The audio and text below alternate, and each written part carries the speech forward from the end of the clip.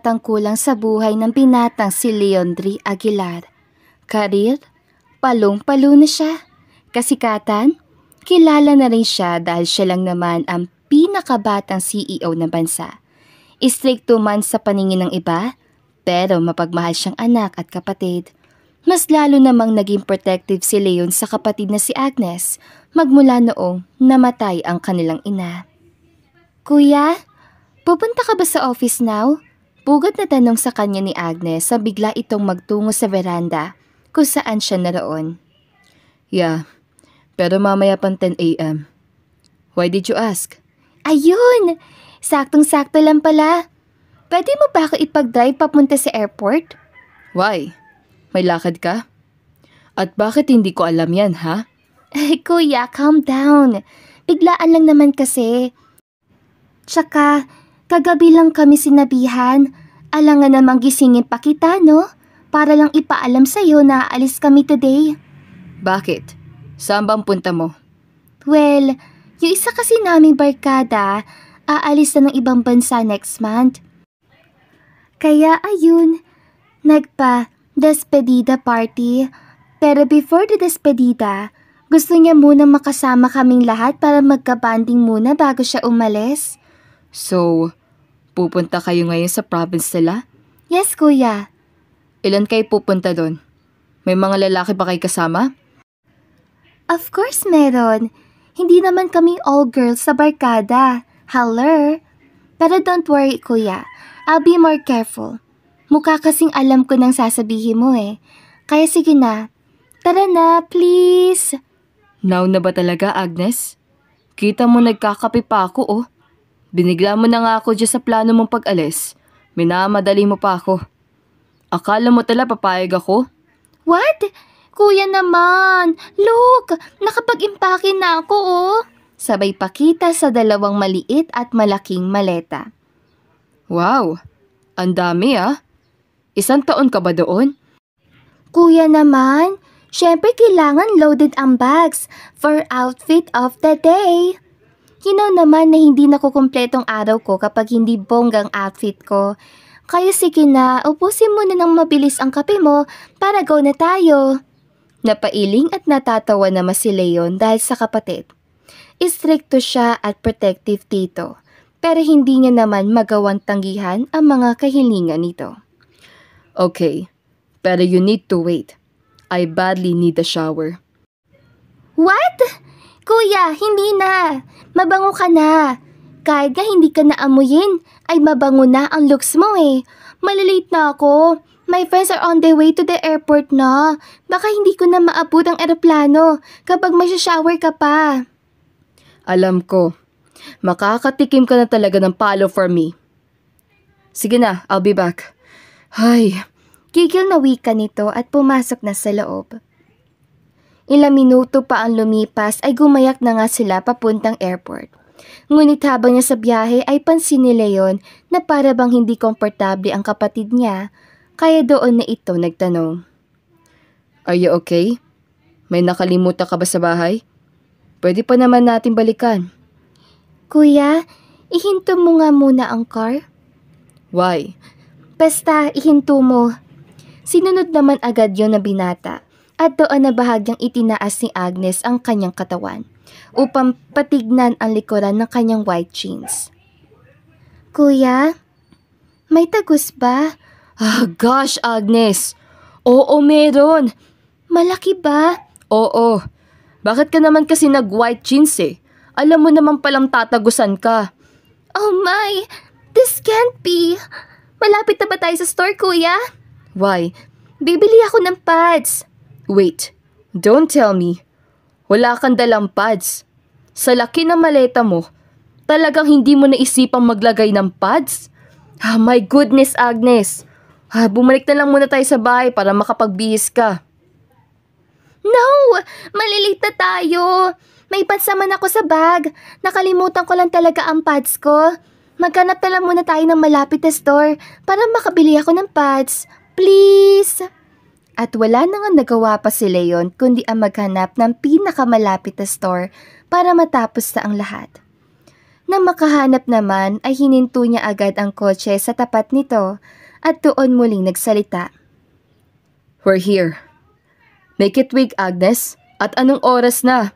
Yeah, we're here, kuya. Sige na, bumaba ka na. What?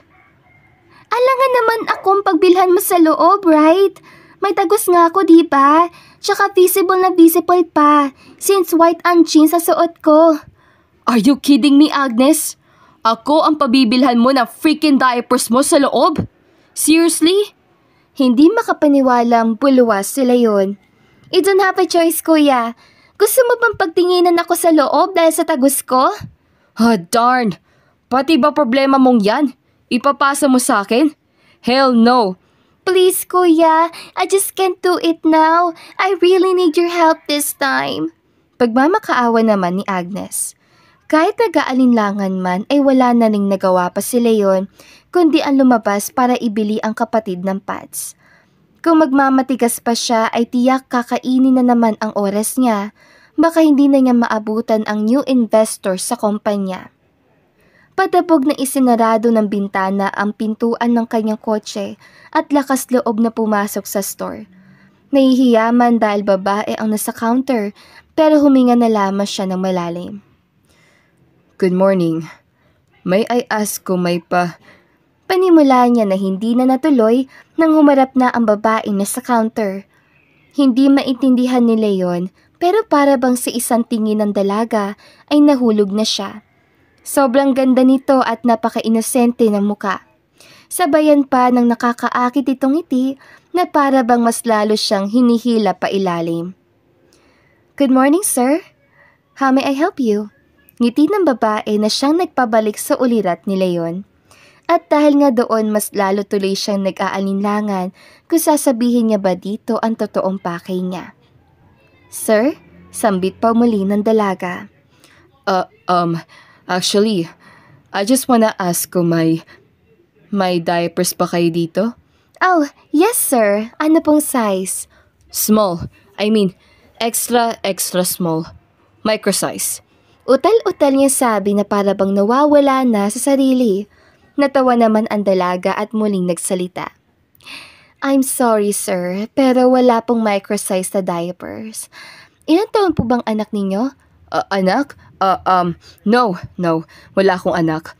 But my sister, she's 21 and she's badly need those. Tila nakuha naman agad ng dalagang ibig sabihin ng gwapong customer, kaya doon na siya muling natawa. Mukhang gets ko na pong ibig mo sabihin, sir. Nahihiya po ba kayo magsabi ng pads? Tawa muli nito. Sort of. It's really not my thing pero wala naman akong choice. I understand po. Meron po kami dito, sir. Ano pong brand? May wings po ba o wala? Bigyan mo na lang ako ng isang box na may wings at isang box na walang wings. Po? Tigi isang box? Yeah, wala naman ako ideya about that thing eh. Kaya bigyan mo na lang ako ng 2 boxes, kahit anong brand. Gulat man pero sinunod pa rin yun ng dalaga. Nang matapos naman siya magbayad ay muli niya nang sinulyapan ang magandang kahera bago tuluyang nilisan ang store. Pagpasok sa kotse ay halakhak agad ng kapatid na si Agnes ang bumungad sa kanya.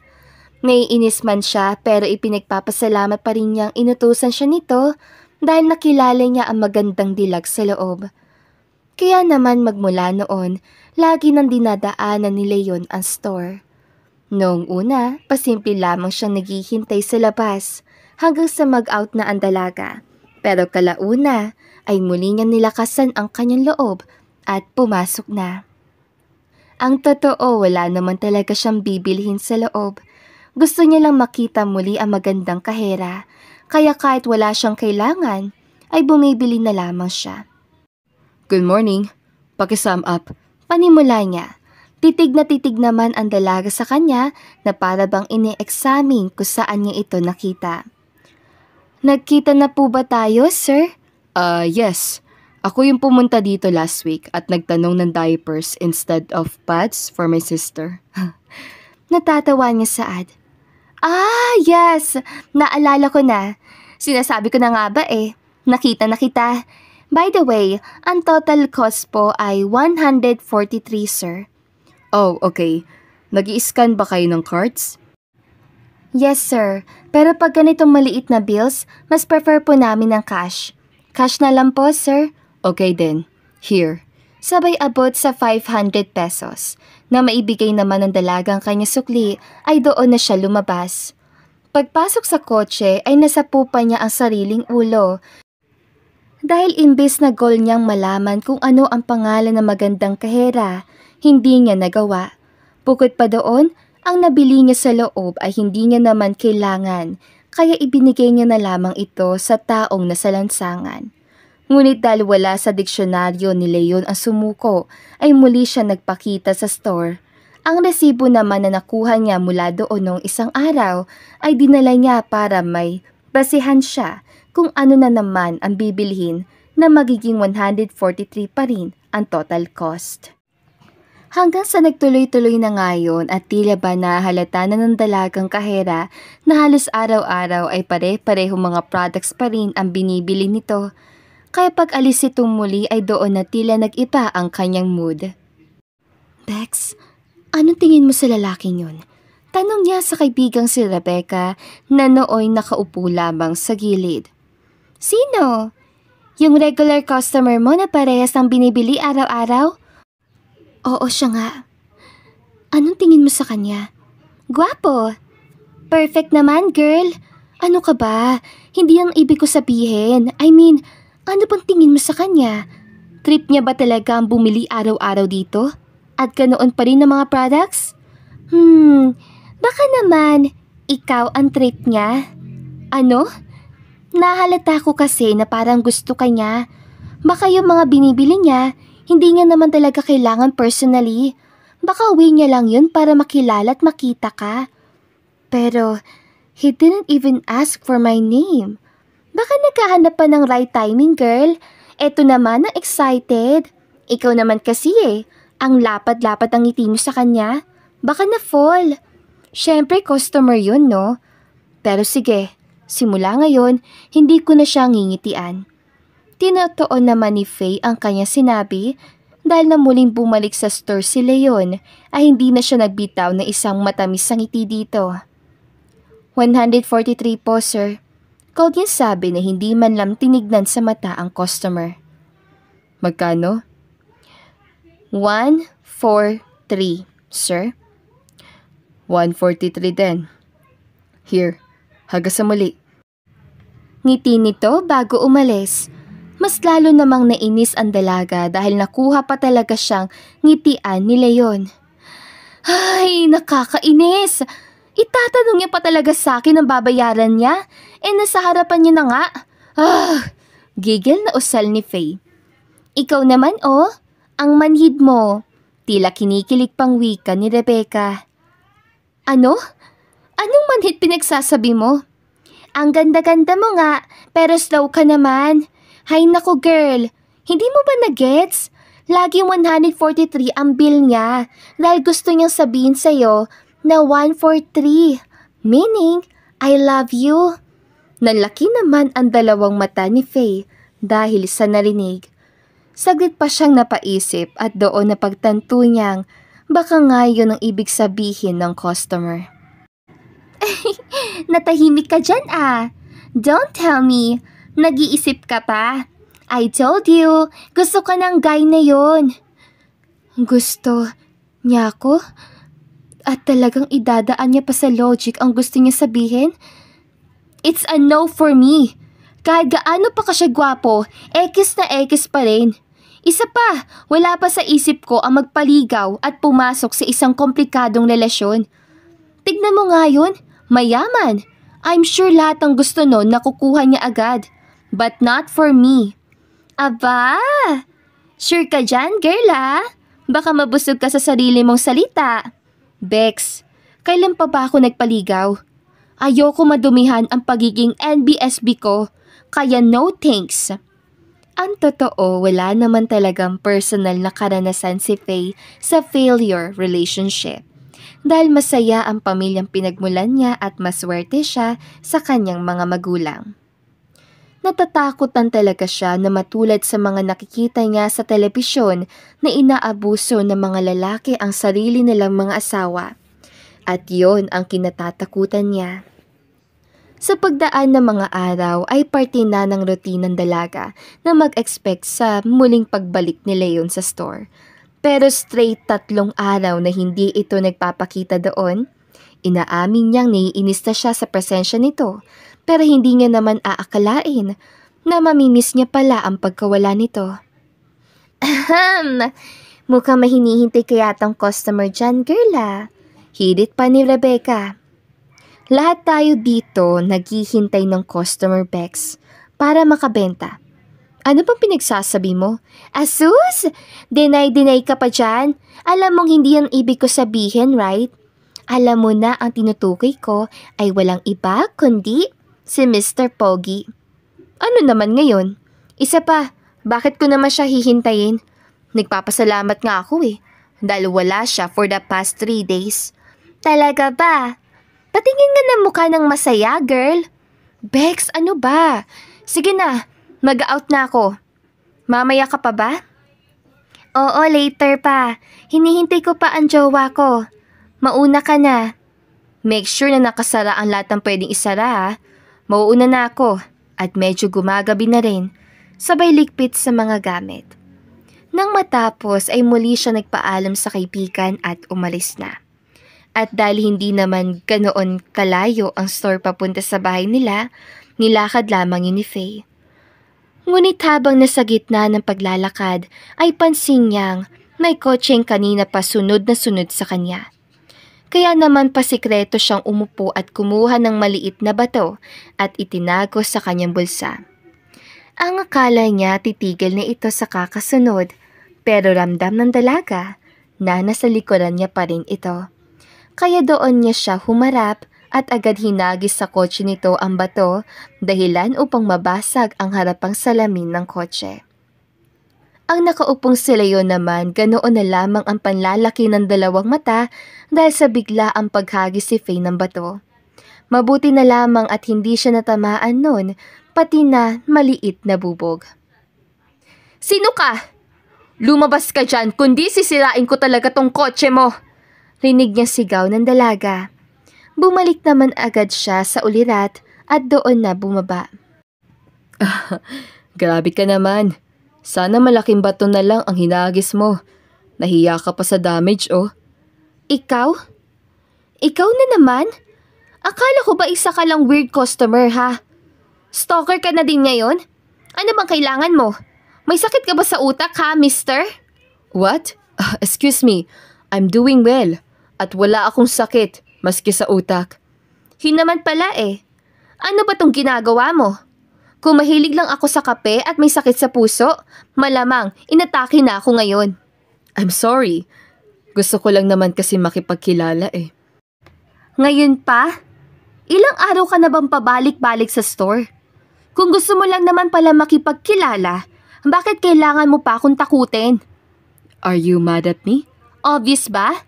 At hindi lang yan. Naiinis na ako sa presence mo. Noong una, nagagawa ko pang ngumiti sa'yo pero ngayon, hindi na talaga. You're so weird. Umalis ka na nga. Paano itong salamin ng kotse ko na binasag mo? Hindi ko na problema yan. Kung sana hindi mo ko tinakot, di sana hindi yan mangyayari. Tsaka, marami ka naman pera, di ba? Ipaayos mo na lang yan. So, hindi ka malang magsasorry? Unang-una, hindi naman kita inaano Dapat ka pa nga magpasalamat na sinusundan kita Dahil binabantayan kita. Wow! No thanks, dahil may guardian angel ako. Huwag mo na ako susundan ha. Hindi kita susundan kapag sumakay ka dito sa kotse ko. Ihahatid na kita. Huwag na. Baka ano pang gawin mo sa akin Ihahatid na nga kita. Hindi naman ako manyak, no? Sa gwapo ko to. Kahit kasing gwapo ka pa ni Ian Venerasyon, hindi pa rin ako sasakay dyan sa kotse mo. O sige, kung ayaw mo sumakay, just tell me your name. Now, kung ayaw mo na masabi ng pangalan mo, hatid na kita. Mamili ka. Saglit namang napaisip si Faye sa naging alok ng binata. At dahil umandar na naman ang kapilyahan ng kanyang utak, kaya doon na siya nagsalitang muli. Joyce. Joyce ang pangalan ko. Okay na. Huwag mo na ako susundan na. Sinasabi ko talaga sa'yo. Napangiti naman si Leon at tahimik lang na tinatanaw ang magandang dalaga na nooy patakbo na lumalayo. Nang tignan niya naman ang salamin ng kanyang kotse, ay napalitan ng isang malalim na paghinga ang kanyang mga ngiti. That woman. Napakasungit. Dinamay pa talaga ang kotse ko. Naiiling niya bulong sa sarili. Pinalipas muna ni Leo ng ilang araw bago bumalik sa store na pinagtatrabahuhan ng dalaga. Kasalukuyan niya ring pinapaayos ang kanyang kotse dahil kailangan palitan ang buong salamin nito. Hanggang sa isang araw, paalis na noon sa trabaho si Leon nang biglang bumaba ang kapatid na si Agnes na bihis pa. Kuya, sasabay na ako sa'yo. Habol pa nito. At bakit? Saan ka naman pupunta? Sa mall lang naman. May bibilhin lang ako. No. If you want, you can use your car. Kaya nga kita binilhan, di ba? Para di mo ako gawing personal driver. Pero kuya, I can't even drive. That's your problem. Di ba sabi ko sa'yo, mag-hire ka na ng tao para may magturo sa'yo mag-drive? Sige, hayaan mo mabulok ang kotse mo dyan. But kuya, sasabi lang naman ako sa'yo eh. Besides, it's 7 in the morning pa. Mamaya ka pa namang 10 kailangan sa opisina, di ba? Yeah, pero may personal akong lakad at wala na akong oras sa ihatid ka pa sa mall. Alam mo, ang unfair mo kuya ha. Talaga mag-e-effort kang bumiyahe ng maaga para lang makapunta sa store na pinuntahan natin before? Nagulat naman si Leon sa sinabi ng kapatid. Wala naman siyang maalala na nasabi niya dito ang tungkol sa lagi niyang pagpunta sa store. Teka, how did you... Paano ka nalaman? Ayun, chismis. Nakita ka ng isa kong friend na lagi nagpupunta sa store na yon. Nagtaka nga siya kung bakit nagka-interest ka doon. Hindi naman ganoon kadami ang tinda nila compared sa malaking store sa city. Kilala ka ng lahat bilang maarte. Pero how come lagi kang nagpupunta doon? I bet, maiba kang pinupuntahan. Tukso pa nito sa kapatid. Tumahimik ka, Agnes ha. Kahit ano pang sabihin mo, hindi kita pasasakayin. O sige, paunahan na lang tayo magpunta sa store. At kapag ako mauna, sasabihin ko sa girl na cashier nila doon na may gusto ang brother ko na siyang CEO ng Phil sa kanya. So ano, kuya? Ay, nakakainis ka talaga kahit kailan. OMG! So hindi ka pa nagtatapat sa girl? Halatang gulat pang saad nito. Will you zip your mouth, little sis? Sige na, tara na. Isasabay na kita.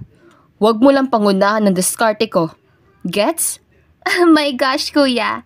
I never thought na ang kilalang striktong CEO ng Vail ay may tinatago palang katorpehan. Tukso pa niyang muli. Isa pa ha, at magko-commute ka talaga ngayon. Eto naman, joke lang. Eto na, hindi na. Let's go? Gumayak naman agad ang dalawa at dahil sa ibang direksyon patungo si Leon ay hinatid niya muna ang kapatid sa mall. Bumaba ka na. Tsaka pwede ba, Agnes? Mag-boyfriend ka na ng may sasakyan para wag mo na akong kulitin. Yes po, kuya. Don't worry, I got myself. Bye! Mag-enjoy ka with your girl, Torpe Kai. Huling wika ni Agnes na siyang ikinatawa na rin ni Leon. Inayos naman muna ng binata ang kanyang buhok sa salamin tsaka pinaandar muli ang kotse papunta sa store. Pagdating ay medyo disappointed pa siya dahil hindi si Faye ang naroon, kundi ang kasama nito. Good morning, sir. Ay, kilala kita ah. Ikaw yung regular customer ng kaibigan ko? Ngiti pa ni Rebecca. Yes. Nasaan siya? I mean, nasaan si Joyce? Joyce po? Yeah. Naku, sir. Wala pong Joyce dito. Kami lang po ng kaibigan kong narito. Ako nga po pala si Rebecca. Pinakilala niya sa sarili. Oh, nice to know your name. I'm Leandre. Nax, bagay na bagay pa sa iyong pangalan mo, sir. Nga pala, about Joyce, sino pa ba ang tinutukoy mo, sir? Yung kasama ko ba dito? Oo, I asked for her name last night at sabi niya, Joyce daw.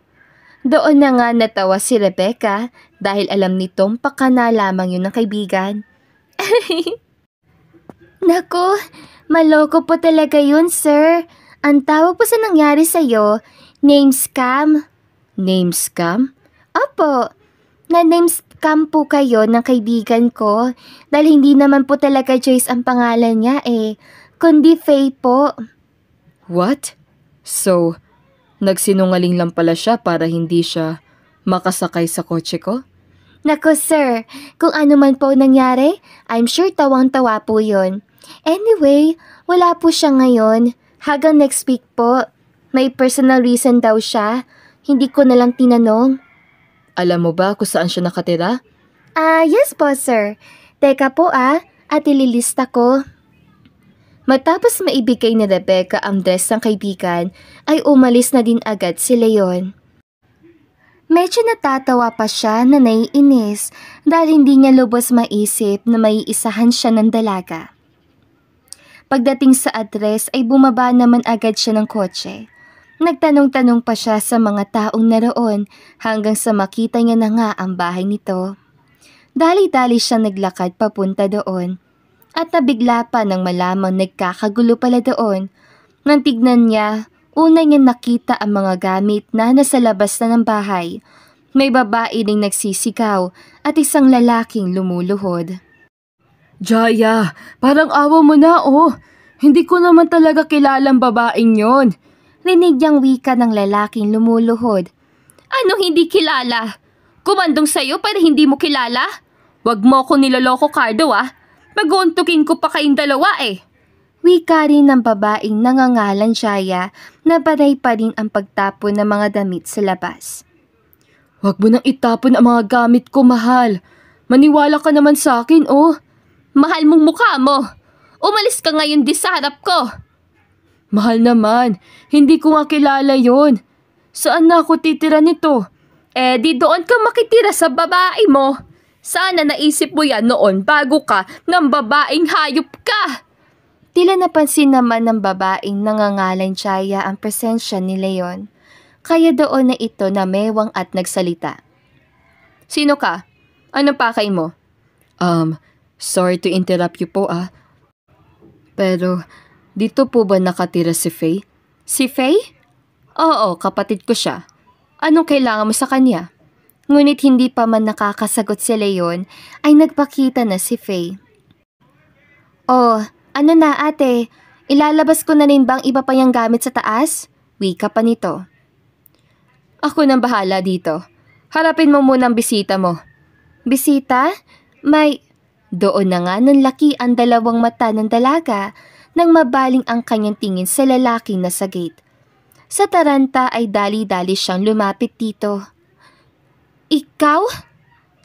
At ano na naman bang ginagawa mo dito, ha? Stalker ka talaga, no? No, I'm not. Binigay ng kaibigan mo si Rebecca ang address mo, kaya ako nagpunta dito. So, hindi pala Joyce ang pangalan mo, ha? Nice try. At sino ka naman sa tingin mo para sabihin ko talaga sa iyo ang real name ko? Isa pa, hindi tayo magkaibigan, kaya umayos ka. Paano naman tayo magiging magkaibigan kung iwas ka ng iwas sa akin? Look, I'm trying to be friendly here, so please, give me a chance. Ang kulit mo rin, no? Ayoko. Please. Pagpapakit pa ni Leon. Bahagya namang napatalikod si Faye at namula rin ng kaunti ang kanyang pisngi. Ilang sandali pa biglaan naman siyang hinila ni Leon papunta sa kotse nito at pinilit pang pumasok. Kikidnapin mo ba ako? Bakit? May kidnapper ba na hinihingi pa ang permiso ng kikidnapin niya? Look, harmless ako, okay? Here, may ID ako sa loob. Take all of my IDs, pati ng company ID ko. Kapag ginawan kita na masama, file a case against me. Natahimik naman si Faye at seryoso lamang na tumitig kay Leon. Fine. What do you want? Sabi ng friend mo, hindi ka daw papasok sa work until next week. Why? Wow! Kung makapagtanong ng rason, ay akala mo talaga magkasintahan. Well, wala naman. Gusto ko na lang muna magpahinga. That's it? Oo.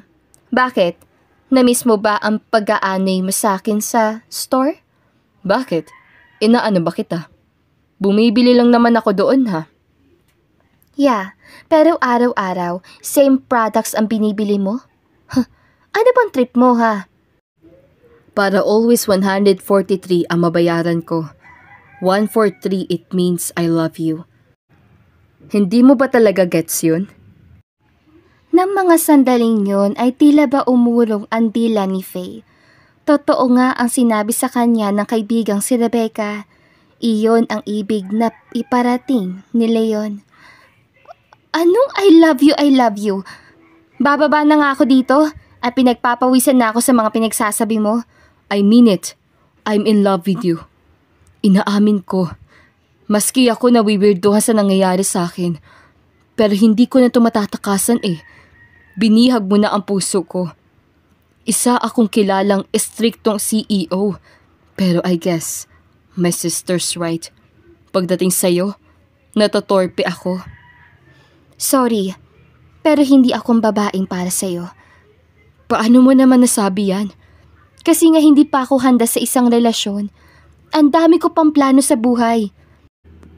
Hindi ko naman naharangin ang plano at pangarap mo ah. Bagkus, pwede pa nga natin yan tuparin na magkasama eh. Please, Faye. Pag-iisipan ko. Sige na, bababa na ako. At madala na naman sa yakap ang ate Jaya ko. Marupok pa naman yun. Sabay baba. Basta pag-iisipan mo Oo na, sige na. Babu! At isinara na ang pinto ng sasakyan. Pag-alis naman ng kotse ni Leon ay doon na naging kamatis sa pula ang dalawang pisngi ni Faye. Hindi niya man aminin pero kinikilig siya. Wala naman talaga siyang planong pumasok sa isang relasyon pero hindi niya alam kung bakit nagawa niya sabihin kay Leon na mag-iisip pa muna siya. Dumaan ang mga araw at hindi pa rin mawala-wala sa isip ni Faye ang mga sinabi ni Leon. Bumalik naman siya sa sariling sistema nang marinig niya ang boses ng asawa ng kanyang ate Jaya. Doon, dali-dali na siyang bumaba at nakahanda ng manelmon. Oh ate, ano na naman bang ginagawa ng lalaki niyan dito? At nasa labas na naman siya. Susuyuin ka na naman at yayakapin? Ikaw naman na marupok ay bibigay agad. Sermon niya kay Jaya. Eto naman, magbabago na daw siya. Tsaka, baka hindi nga niya kilala ang babae. Naku, naniwala ka naman sa pa-under ng Wika niya na hindi na natuloy na makita niya ang gwapo mukha ni Leon habang dala-dalang isang pungpong na magagandang bulaklak. Good afternoon. Flowers for you. Gwapo nitong panimula sabay bigay sa bulaklak. Anong ginagawa mo dito? Aakit ng ligaw. Mahal, flowers for you din. Wika rin ni Cardo at ibinigay ang bulaklak kay Jaya. Kitang-kita ni Faye ang kilig ng kanyang kapatid kaya doon na siya napailap sa kanyang mata. Nagkanya-kanya naman sila na pwesto habang si Faye ay natatawa pa rin na pinagmamasta ng kanyang ate at si Cardo. You seem very happy. Why? Biglang tanong ni Leon. Wala. Naiinis na natatawa lang ako sa dalawang yan. Halos hindi ko na din kasi mabilang kung ilang beses na ba silang nag-away at naghiwalay eh. Paano? Lapitin kasi si Kuya Cardo. Kaya hindi na maiwasan ni Ate Jaya na hindi magselos. Gaya ng isang araw, ayun, nauwi sa pagpapalayas. Pero at the end of the day, sila pa rin. Salaysay naman niya. They remain strong pa rin. Sana ganyan din tayo, no? Ano? Sana ganyan din tayo? Lagi nag-aaway bate? No way! Tsaka, hindi naman ako kagaya kay ate na marupok. Kapag nahuli ko talagang asawa ko na may ibang babae, kahit isang beses pa yan, hiwalay agad. Don't worry. It won't happen to us. Kinikilig man pero nagawa pa rin umakto si Faye na parang wala lang. Akala mo naman talaga tayo na no? We never know. Subukan natin. Naku, Leon, parang ayaw ko sa ideya mong yan Tsaka, akala mo ba hindi ko alam na ikaw mismo ang nag-contact kay Kuya Cardo at ikaw pang bumili ng bulaklak na yan para may kasama ka sa pagpunta dito? Sorry ka na lang dahil wala sila nanay at tatay dito. Hintay mo muna sila bumalik bago ka magpatuloy sa panliligaw. Okay? Kailan ba sila darating? Sa susunod na buwan pa. Matagal man para kay Leon pero wala siyang pakialam. Seryoso siya sa dalaga kaya gagawin niya ang lahat para patunayan dito na malinis ang hangarin niya. Hanggang sa dumating na nga ang mga magulang ni Faye at doon na legal na nanligaw si Leon. Sabi naman ng dalaga na una niya munang ligawan ang mga magulang bago siya, bagay na sinunod naman ng binata. Inaamin niyang hindi madali ang panliligaw niya sa mga magulang ni Faye dahil unang-una, ayaw na ayaw nila sa mga mayayaman. Seryoso po ako sa anak niyo, Tay. Ipapalugi ko po ang bill kapag niloko ko si Faye. Pangako. Saad niya na siya nagpagulat sa mga magulang ni Faye, lalong-lalo na sa dalaga. Ilang buwan ka na bang nanliligaw sa amin, iho?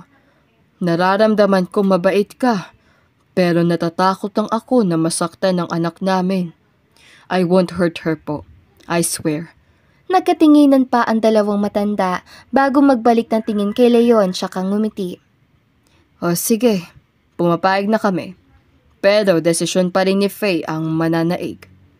Sa tuwa ay isa-isang niyakap ni Leon ang dalawang matanda. Mas lalo naman siyang sumaya dahil noong gabi din yon ay sinagot na siya ni Faye. Umabot ng 1.5 taon ang kanilang relasyon at hindi na rin pinatagal pa ni Leon ang lahat ay nagpropose na sa nobya. Para sa kanya, hindi numero ng taon ang patatagalin bilang magkasintahan, kundi ang numero ng taon ng pagiging mag-asawa nila. Ikinasal sila agad at makalipas ang ilang buwan ay nagbunga ng supling ang kanilang walang hanggang pagmamahalan. Nang manganak naman si Faye ay natatawa pa si Leon dahil kung noon iPads ang pinabili ng kapatid niya sa kanya, ngayon totoong diapers na. Kahit ilang diapers pa ang bilhin ko sa tindahan, I will be forever grateful na binigyan ako ng Diyos ng asawang kasing ganda at kasing tapang mo. Bukod pa doon, I'm always thankful din kasi ibinigay mo si Baby Astro sa akin. My mini-me and my forever baby. I love you so much, Han. Kayong dalawa ni Astro. Mahal na mahal ka rin namin, Han. Lagi-lagi, araw-araw. At siniil ng halik ang asawa. Ngayon, bukod sa mas maging masaya pa ang kanilang nabuong pamilya, wala na silang mahihiling pang iba, kundi mas i-bless pa sila at ang kanilang pamilya.